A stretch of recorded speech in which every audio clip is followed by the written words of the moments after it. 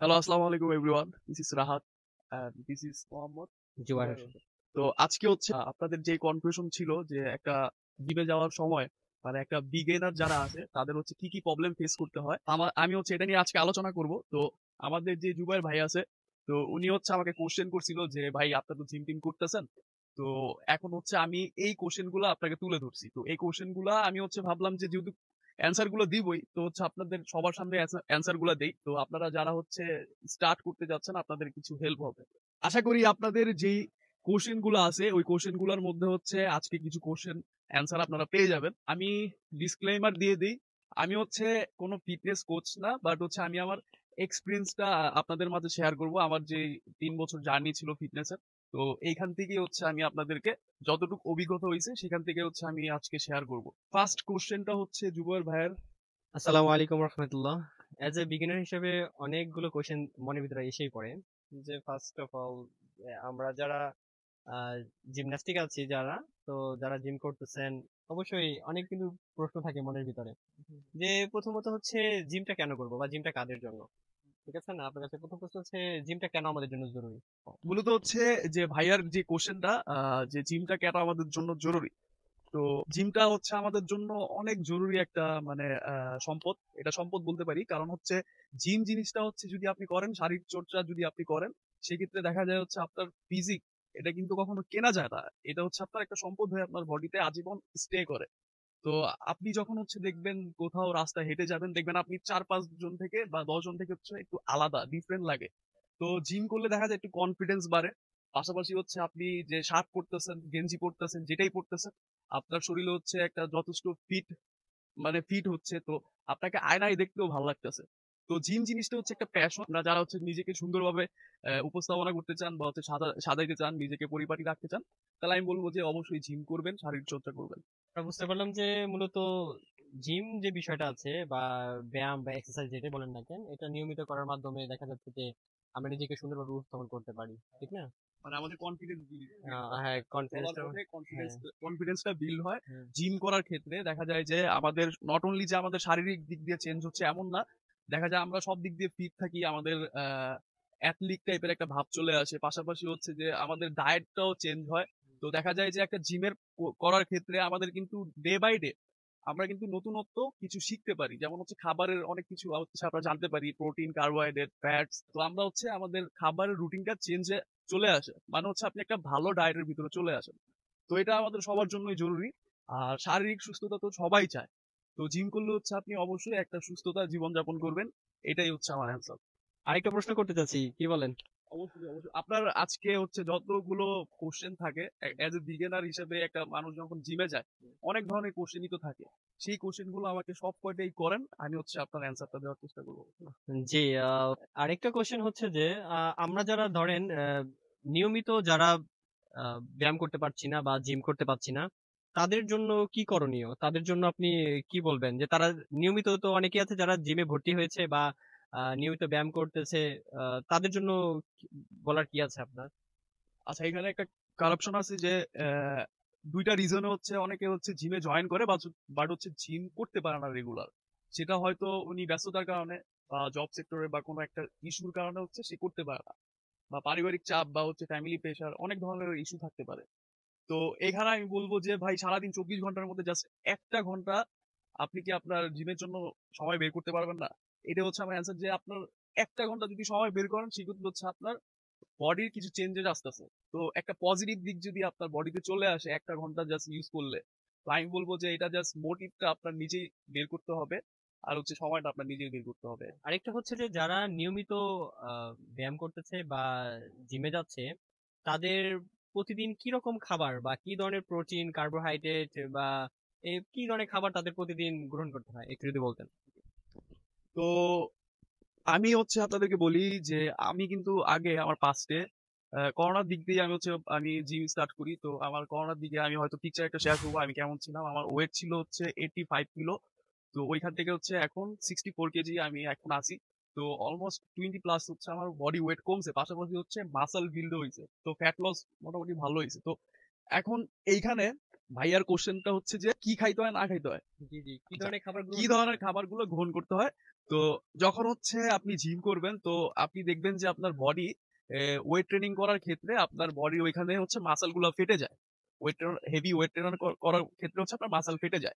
এখন মাসল ফেটে গেলে এটাতে যদি আপনি চর্চা না করেন, ওই মাসলটা যদি পরিচর্যা না করেন, সেক্ষেত্রে কিন্তু আপনার কখনোই মাসল গেইন হবে না বা হচ্ছে আপনি শুধু জিমে যাচ্ছেন। আপনার কোনো গ্রোথ হচ্ছে না। তো সেজন্য আমাদের কি করা দরকার? আপনার যে বডি ওয়েটটা আছে, বডি ওয়েট সাপোজ ধরেন হচ্ছে 70 কেজি। এখন ভাইয়া ক্যালকুলেটর বের করে 70 ইনটু, হ্যাঁ, 70 70 ইনটু ইনটু 2.2 দেন। 2.2 কত আসছে? ইকুয়াল টু আচ্ছা 154 154 আসছে। দ্যাটস মিন হচ্ছে আপনার ডেইলি 154 গ্রাম প্রোটিন প্রতিদিন দরকার হবে। তো 154 গ্রাম প্রোটিন হচ্ছে আপনারা কি থেকে পাবেন? যেমন হচ্ছে আপনারা অনেকে আছে ভেজ আছে, অনেকে আছে নন ভেজ আছে। তো যারা হচ্ছে নন ভেজ তারা হচ্ছে চিকেন, মাছ, তারপর হচ্ছে আপনার ডিম, হ্যাঁ? তো এগুলা থেকে হচ্ছে আপনারা বের করতে পারবেন। আর এগুলো হচ্ছে অবশ্যই হচ্ছে কাউন্ট করে নিবেন। যেমন একটা ডিমে হচ্ছে আপনার ৭ থেকে ৮ গ্রাম প্রোটিন পাওয়া যায়। তো এভাবে যদি আপনি ৪ টা ডিম খান, ৪ ৭ ২৮, মানে ২৮ গ্রাম আপনার প্রোটিন চলে আসতেছে। আর ১০০ গ্রাম চিকেনে হচ্ছে আপনার ২৭ গ্রাম প্রোটিন পাওয়া যায়। তো এইভাবে করতে, করতে যখন হচ্ছে আপনার ১৫৪ গ্রামে চলে আসবেন, দ্যাটস মিন আপনার প্রোটিন ইনটেক কমপ্লিট হয়ে গেছে। তো এর নিচে যদি খান সেক্ষেত্রে হচ্ছে আপনার মাসল লস হবে, আর এর বেশি খেলেও কোনো লাভ নাই। তো আপনার যতটুকু দরকার ততটুকু খাবেন। পাশাপাশি হচ্ছে এগিয়ে গেল হচ্ছে প্রোটিন সাবজেক্ট। সেকেন্ড হচ্ছে যে আপনার কার্বোহাইড্রেট কতটুকু দরকার। এখন সবচেয়ে বড় কথা হচ্ছে কার্বোহাইড্রেটটা প্রত্যেকটা মানুষের বডি ওয়েট অনুযায়ী একটা ক্যালোরিজ মেজারমেন্ট থাকে। এখন সেই ক্যালোরিজ সাপোজ ধরো আপনার 70 কেজি, আপনি হচ্ছে গুগলে গেলেন, ক্যালোরিজ ক্যালকুলেটর পাওয়া যায়। ওইখানে গিয়ে হচ্ছে আপনার 70 কেজি আপনার ওয়েট, হাইট, রেগুলার অ্যাক্টিভিটি দেওয়ার পরে হচ্ছে আপনার একটা ক্যালোরিজ বের হলো। সাপোজ ধরেন 2000 ক্যালোরি বের হলো। এখন 2000 ক্যালোরির ভিতরে যদি যাদের গোল থাকে হচ্ছে ফ্যাট লস, তারা হচ্ছে কার্বস কমায় দিবেন। আর যাদের গোল হচ্ছে আপনার ওয়েট গেইনিং করা, সেক্ষেত্রে হচ্ছে আপনি অবশ্যই হচ্ছে একটু কার্বস, প্রোটিন, হ্যাঁ, এগুলা সালাদ টালাদ বাড়ায় খাবেন বা হচ্ছে আপনার ওই মেনটেনেন্স ক্যালোরি থেকে 200 গ্রাম বা 300 গ্রাম কম বেশি খাবেন আর কি। আমাদের সমাজে এরকম কথিত আছে যে যে একবার যদি জিমাগারে যাওয়া হয় তাহলে সারা জীবন সেখানে জিমাগারে যেতেই হবে। এমন কোনো কথা কি আছে কিনা? না আবার এমন অনেককে অনেককে দেখি যারা জিমাগারে 1-2 বছর গিয়েছে তারপর থেকে তারা দেখি যে সব সময় নিজেরাই বাড়িতে ওগুলা চেষ্টা করে। তো এই ব্যাপারে আপনি কি বলবেন?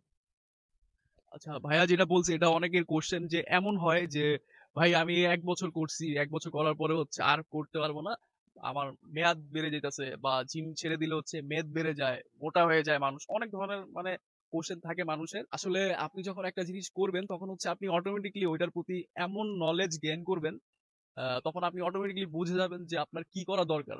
লাইক আপনি যদি ১ বছর জিম করছেন এখন, বা ১.৫ বছর করছেন, ২ বছর করছেন, যাই করছেন, এখন ওইটাতে যে করছেন ওইটা করার পরে আপনার মতো ছেলে আর চাবে না যে ওইখান থেকে ছেড়ে দিই।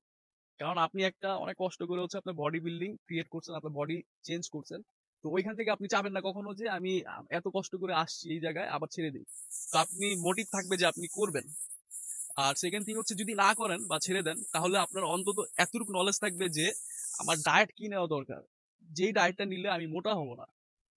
তো যারা বলে হচ্ছে মোটা হয়ে যায়, বা হচ্ছে একটু মেদ বেড়ে যায়, ওজন বেড়ে যায়, বা মাসাল লস হয়, তাদের বলবো তারা হয়তো জিম করছে শুধু শুধু, তাদের হয়তো জিম করছে ঠিকই বাট নলেজ ওইরকম ছিল না। তো নলেজটা হচ্ছে ইম্পর্টেন্ট। নলেজ নিয়ে হচ্ছে অবশ্যই জিম করবেন, বা হচ্ছে একটা ট্রেনারের মাধ্যমে হচ্ছে অবশ্যই প্রত্যেকটা মানুষের একটা, বা প্রত্যেকটা জিমে দেখবেন যে একটা ট্রেনার থাকে, বা আপনি হচ্ছে পরামর্শ করতে পারেন আপনার ট্রেনারের সাথে কিভাবে হচ্ছে আপনার ডায়েট প্ল্যান আছে বা হচ্ছে জিম ট্রেন আছে কিভাবে করা যায়, সেশন কিভাবে করা যায়। আচ্ছা রাত ভাই, আমরা এটা শুনে থাকি যে যারা জিম করতেছে, ধরেন আমি এখন 5 ফুট 5 ইঞ্চি আছি, আমি জিম করতে গেলাম, জিম করার পর দেখলাম যে আমি অনেক অনেক থেকে শুনি যে আমি মানে 5 ফুট 3 ইঞ্চি হয়ে গেছি বা 2 ইঞ্চি হয়ে গেছি। আচ্ছা এমন কোনো কিছু অভিজ্ঞতা হয়েছে কিনা আপনার, বা শুনেছেন কিনা একটু যদি বলতেন? হচ্ছে জিম করে, তো এটা অনেক বড় একটা মিথ যে তাদের হচ্ছে হাইট কমে যায়। তো ওই যে বেশি ওয়েট নিলে দেখা যায় যে সে নিচে নামতে থাকে, এরকম ধরনের একটা হ্যাঁ, মিথ হ্যাঁ, আছে হ্যাঁ। যে আসলে তেমন কিছু আমি আমার লাইফে দেখি নাই, বা আমি হচ্ছে মূলত যে জিমের প্যাশনটা হচ্ছে আবার ৩ বছর ধরে এমন না, আমি কিন্তু অনেক আগে থেকে জিম করি। দেখা যাইতেছে আমি আরো যখন টিনেজার ছিলাম তখন থেকে হচ্ছে আমি জিম করি। তো আলহামদুলিল্লাহ আমি আমার ফ্যামিলি আব্বু আম্মু থেকে মোটামুটি লম্বাই আছি, বা হচ্ছে আমার রিলেটিভ যারা আছে তাদের মানে অনুযায়ী আছি। তো হাইটটাও ডিপেন্ড করে হচ্ছে আপনার বাবা-মা থেকে। এটা হচ্ছে সম্পূর্ণ হচ্ছে ডিপেন্ডেন্ট আপনার বাবা-মার জেনেটিক থেকে। তো আপনার বাবা মার জেনেটিক যতটুক উপরে নিয়ে যাবে আপনি ততটুকু উপরে হবেন। এখানে জিমে কোনো ইমপ্রুভ বা জিমে কোনো নাই। আর যদি আপনাদের আর কোনো কোশ্চেন থাকে, ভাইয়ার যে কোশ্চেন গুলো ছিল ওইগুলো তো ভাইয়া বলছে। আর আপনাদের যদি কোনো আরো অনেক কোশ্চেন থাকে যারা হচ্ছে বিগিনার আছে, তো অবশ্যই হচ্ছে আপনারা ওই কোশ্চেন গুলো আমার কমেন্ট বক্সে দিবেন। তো ওইগুলা পিক করে আমি হচ্ছে আরেকটা ভিডিও বানানোর ট্রাই করবো। পিক করে হচ্ছে ভাইয়া কোশ্চেন করবো আমাকে, আমি হচ্ছে ওইগুলো অ্যান্সার দেওয়ার ট্রাই করবো। হ্যাঁ, তো আশা করি আপনারা হচ্ছে মোটামুটি একটা ভালো নলেজ গেইন করছেন, বা হচ্ছে আমার ভাইয়ার কোশ্চেনের মাধ্যমে আমার যতটুকু নলেজ ছিল আমি এটা শেয়ার করছি। তো এই ছিল আজকের ভিডিও। ভালো থাকবেন, সুস্থ থাকবেন। আর যারা হচ্ছে নতুন জিম করতে চাচ্ছেন, যারা জিমে ভর্তি হতে চাচ্ছেন, তাদেরকে তো ওয়েলকাম। আর আমি বলবো এই ভিডিওটা তাদেরকে শেয়ার করে দেন, যাতে হচ্ছে তারা উপকৃত হয় এই ব্যাপারগুলো জেনে। ধন্যবাদ। আসসালামু আলাইকুম। ধন্যবাদ জানাইতে চাই আমি ভাইয়াকে, জুবাইর ভাইয়াকে। Thank you so much. ভাইয়ার অনেকগুলো কোশ্চেন ছিল। আই থিংক ওই সেদিন আরো কোশ্চেন ছিল, ওইগুলো আরো করবে আস্তে আস্তে ইনশাল্লাহ। আজকেই শেষটা, মাত্র তো বিসমিল্লাহ বললাম। অসংখ্য ধন্যবাদ। ঠিক আছে। আমি চেষ্টা করবো আপনাকে আপনার যে ফ্রেন্ডস আছে, আপনার যে ফলোয়ার আছে, তাদের থেকে যে প্রশ্নগুলো আছে সেগুলো যেন তাদের জন্য next কালেক্ট একটা করে video, আপনাকে হ্যাঁ হ্যাঁ, দেওয়ার জন্য নেক্সট একটা ভিডিও বের করবো ইনশাল্লাহ।